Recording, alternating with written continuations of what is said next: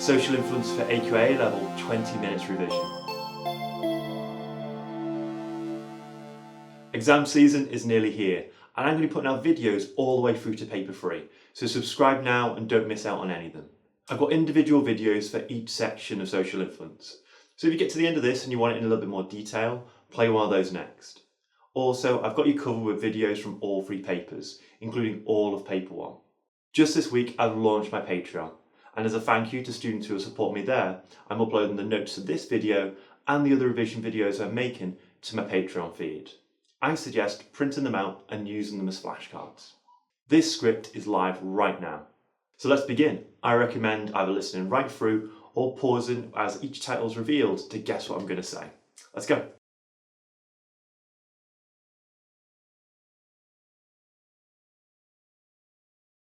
Types of and explanations for conformity.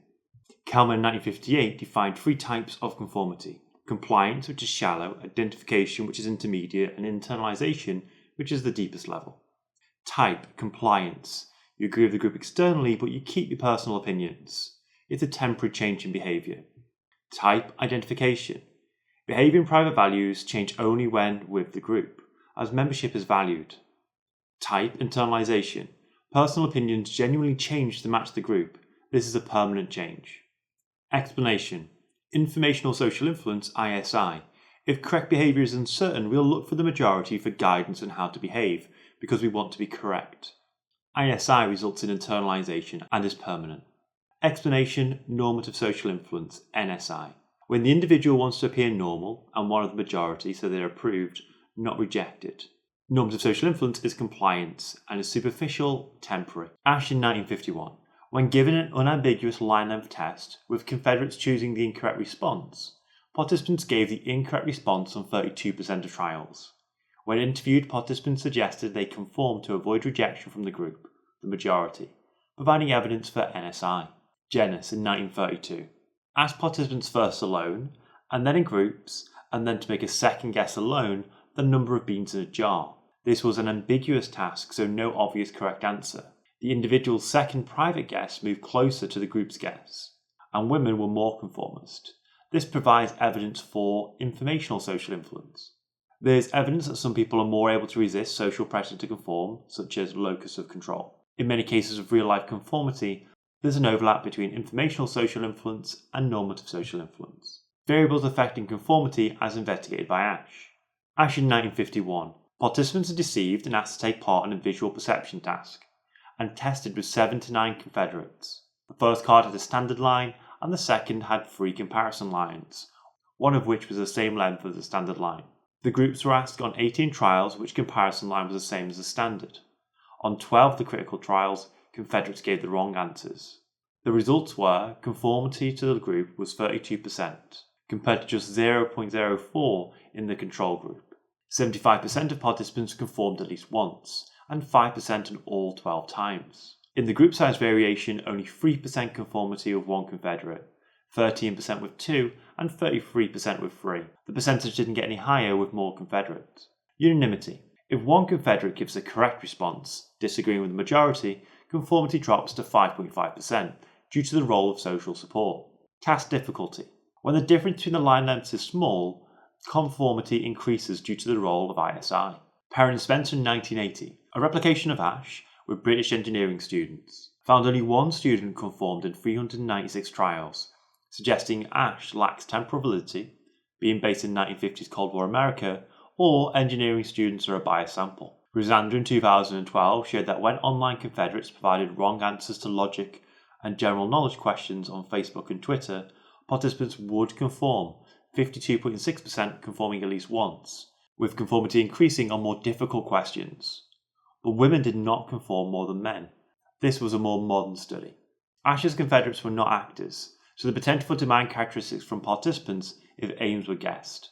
Only men were used in Asch's study, therefore it might have suffered from beta bias, minimizing gender differences.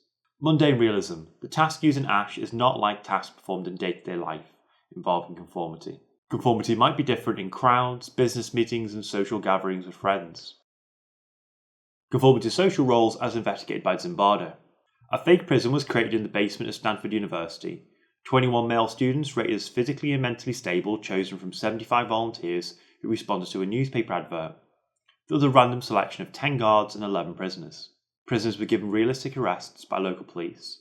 They were fingerprinted, stripped and deloused, and given a prison uniform and a number to dehumanise them.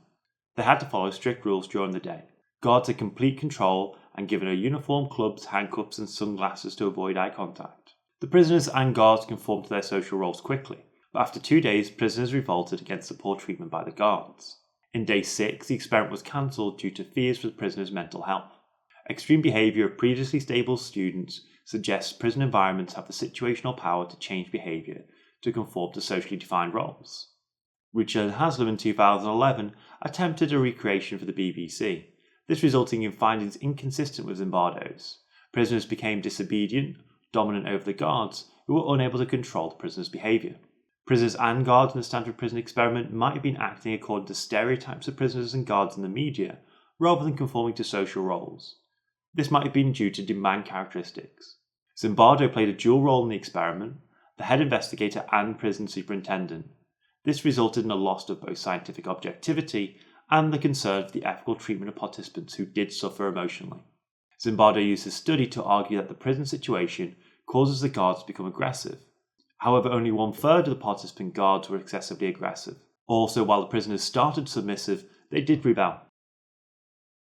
Explanations for obedience. Agentic state. State of mind in which the individual believes that they don't have responsibility for their behaviour as they are the agent of an authority figure. This allows the individual to commit acts they personally morally oppose. They may feel discomfort as a result of their actions, but they feel they're unable to resist the demands of the person in authority. The opposite is an autonomous state where the individual feels their actions are free from control. Legitimacy of authority. Individuals accept that other people who are higher up in the social hierarchy should be obeyed. There is a sense of duty to them, and that these people have the right to punish or harm others, such in the case of the police force and the criminal justice system. This is learnt in childhood through socialisation processes. The relationship between parent and child, or teacher and student. It's accepted by most people that legitimacy of authority is needed for society to function properly. Milgram, 1963, the professor occupies a high level in the social hierarchy, legitimacy of authority, due to education and respect for science.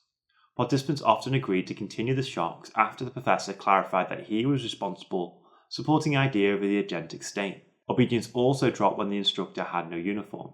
Bickman, 1974, demonstrates the legitimacy of authority in the real world using a field study, as 39% of the public would pick up litter if asked by an investigator dressed as a security guard, but only 14% if dressed as a milkman. There are individual differences in the agentic state and respect for legitimacy of authority. 35% of participants resisted the authority of the experimenter and refused to deliver the 450-volt shock to the learner in Milgram. The agentic state, following orders, has been used to justify war crimes, for example the death camp Nazi Eichmann. Situational variables affecting obedience, as investigated by Milgram. Milgram in 1963 conducted a study to test obedience in response to the Holocaust. 40 male 20 to 50-year-old volunteers to a newspaper advert for a study on memory.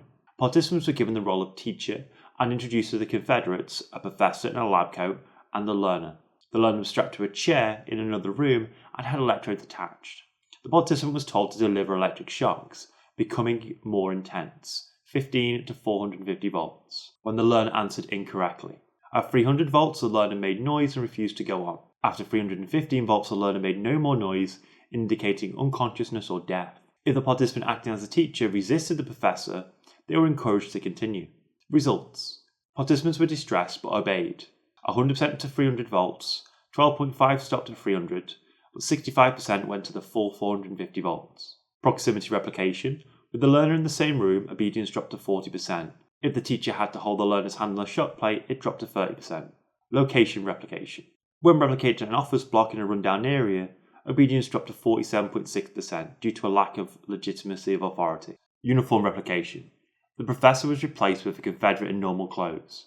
Obedience dropped to 20% due to a lack of legitimacy of authority. Milgram's study and variations are criticised for causing distress, lacking ecological validity and mundane realism, and the possibility participants guessed the shocks were not real and playing along. Other studies address this. Hoffling in 1966, 21 out of 22 real nurses obeyed Dr. Smith's phone call order to give double the maximum dose of an unfamiliar drug. This was a field study with a familiar task, so high ecological validity and mundane realism. Sheridan and King in 1972, participants gave real shocks to a real puppy, seeing the puppy suffer behind a one-way mirror. 54% of males and 100% of females gave the full 450-volt shocks. This avoided participants guessing the aims. Bickman in 1974 demonstrated obedience to authority in the real world using a field study, as 39% of the public would pick up litter if asked by an investigator dressed as a security guard, but only 14% if dressed as a milkman. Dispositional explanations for obedience. In response to anti-Semitism displayed in World War II, Adorno argued high levels of obedience was a psychological disorder linked to personality, disagreeing with Milgram, who suggested we're all capable of extreme obedience. Adorno in the 1950s studied personality with questionnaires. Questions revealed unconscious feelings towards minority groups. Developed the F scale, F for fascism. One of the 9 factors measured was authoritarian aggression, the tendency to be on the lookout for and to condemn and reject and punish people who violate conventional values. People who scored highly on the F scale showed a high respect for people of higher social status, had fixed stereotypes of other groups, and identified with strong people and disliked weak people. Adorno suggested these people had their personality shaped early in life by strict authoritarian parenting with harsh physical punishments. Anger from this experience was displaced, from Freud, onto others, mainly minority groups. Elms and Milgram in 1966. Interviews of participants who had taken part in the first 4 Milgram studies showed those who shocked to the full 450 volts scored higher on the F scale than those who refused to continue. The link between authoritarian personalities and following orders is correlational. It could be a third factor, such as lower income or poor education, that results in both behaviours. The original F-scale questionnaire lacked internal validity. All the questions were written in one direction, meaning that agreeing to all questions will label someone as an authoritarian. This is known as a response bias.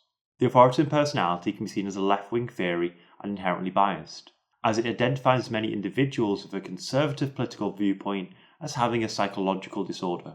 Explanations of resistance to social influence. Social support. Seeing others resist social influence reduces pressure to obey or conform, increasing the individual's confidence, either providing a disobedient role model with obedience or creating a small alternate group to belong to, as with conformity. This breaks the unanimity of the group or challenges the legitimate authority of the authority figure. Locus of control. Rotter in 1966 suggests a factor of personality is a sense of what controls our lives, and this can be measured on a scale ranging from a high internal to a high external locus of control. Someone with a high internal locus of control feels their own actions control their lives, have responsibility for their own actions, and these dictate the events in their lives. They are less concerned with social approval. Someone with a high external locus of control feels their lives are controlled by external forces such as fate or the government. Most people are near the middle of the scale. A high internal locus of control results in an ability to resist pressure to conform or obey. Holland in 1967 did a replication of Milgram. Participants were assessed for locus of control. 37% of those with an internal locus of control refused to continue to the higher shock level, compared to 23% of those with an external locus of control. Asch's 1951 study, the unanimity variation showed that with social support, conformity dropped significantly, from 32% of critical trials to just 5.5% of critical trials. 24% of people did not conform at a single critical trial of line length in Asch's study. 35% of individuals refused to obey the experimenter and shocked up to 450 volts in Milgram's research.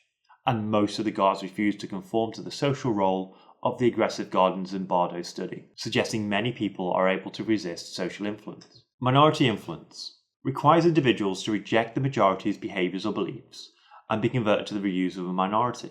The minority attempts to change views through informational social influence, so this is likely to result in internalisation.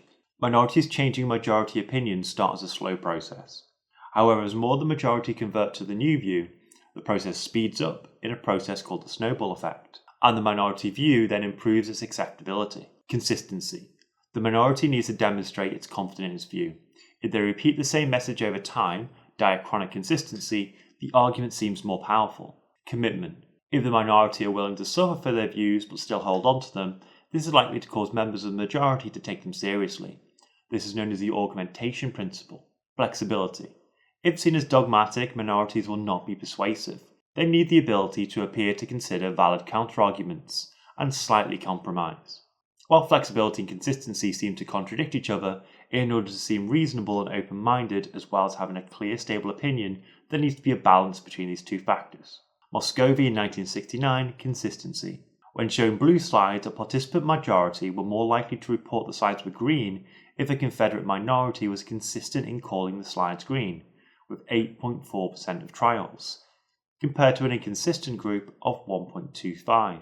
Nemeth, 1986, flexibility. When a Confederate minority was inflexible in arguing for the low level of compensation for a ski accident, 3 participants were less likely to change their amount than if the Confederate was flexible. Minority groups often show commitment by suffering, for example, gay rights, environmental activists, and suffragettes. The role of social influence processes in social change. Social change is a change that happens in society and not at the individual level. Minorities can change the positions of members of the majority via consistency, flexibility, and commitment as discussed. The snowball effect is when the members of the majority slowly convert to the majority. As the minority grows, it attracts new members faster, until it grows so large it is now the majority. Social cryptamnesia happens after societal change, with individuals who previously held the old view refusing to admit they held the now unpopular view or resisted the new view. They do not give credit to the minorities who changed society. Group membership. We're more likely to have our view changed by a member of an in-group that we belong to than an out-group. For example, age, gender, or educational level. Informational social influence is used by minorities, using reasoned arguments to convince members of the majority, leading to internalisation. Governments produce social change in the majority quickly by changing and then enforcing laws via legitimacy of authority. Clark and Mass in 1988, heterosexual minority groups were more able to change the opinion of a heterosexual majority group about the importance of gay rights than a homosexual minority group, showing the effect of group membership. Research has implications for society and the economy, such as using members of communities to drive social change on issues like knife crime, hate speech, and discrimination. Green issues such as climate change have developed due to better knowledge transmitted by informational social influence. Smoking in public places, such as pubs, was common but changed very quickly due to legal changes and fines. Excellent, well within 20 minutes. I want to thank my 2 newest patrons, Robert Stevens and Matthew Lavender, for your support. I hope my script notes are useful in your revision, and there are more documents coming to all patrons as we make our way through the exam season. Don't forget there are loads of free quizzes, mind maps and essay template sheets to print off on my website. So if you're not sure what to do next for your revision, that's a fantastic place to start.